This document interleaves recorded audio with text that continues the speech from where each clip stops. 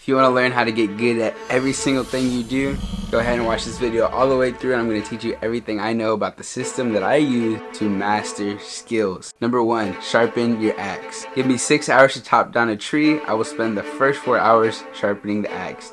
Abraham Lincoln.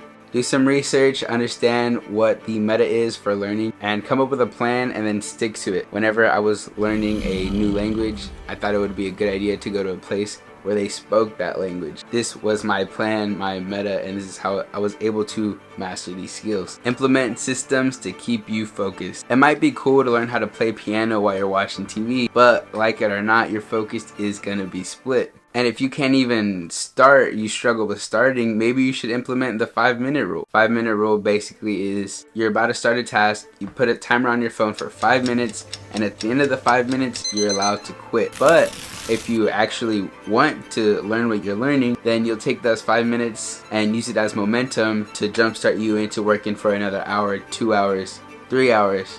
And that way you have all the work done. But the struggle was the start, and that's why you set up the timer. And if you don't struggle with starting, but maybe you struggle with finishing, get your phone away from you. Your phone is the #1 reason why we don't finish our project. Number 3, find opportunities for immersion. So Scott Young actually talks about this in his book Overlearn, where he goes real into detail about how he was able to learn multiple languages in as little as 3 months. Immersion is huge. Like I said earlier, if you want to learn another language, one of the most useful tactics available is going to a country where they speak that language and actually just living in there every single day, where you're going to be forced to use that skill, practice it, and get better at it. Number 4 is figure out your weakness. Ali Abdaal says whenever he was studying to become a doctor, he had a really hard time understanding neurobiology. What he would do is he would spend the entire 2 days leading up to his exam just studying, cramming neurobiology,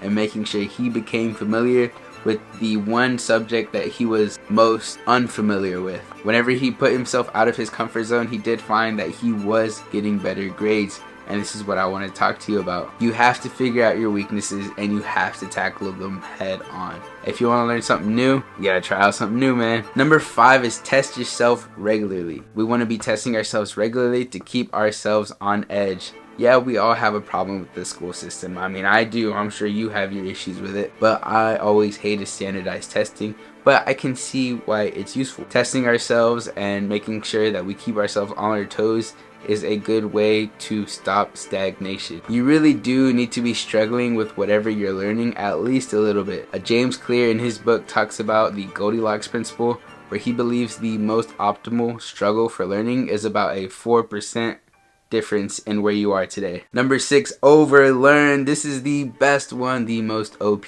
Overlearning basically means that you want to understand the guts and the inner systems of what you're trying to learn.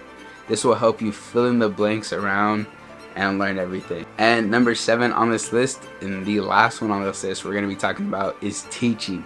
Teaching is the best way to not only immerse yourself, but also identify your weaknesses, also be publishing and creating in your niche, and 4th, you're going to be refining your skills through teaching in general, just by mentoring and having someone below you that you can clean up. If you want to learn a new skill, teach someone just maybe like a couple steps below you, and it'll really tune in on how well you know your knowledge. Alright, that was just a quick little video on the system that I use to learn something new every single day. And if you guys want to watch a video on how to make better decisions, go ahead and click this video right here.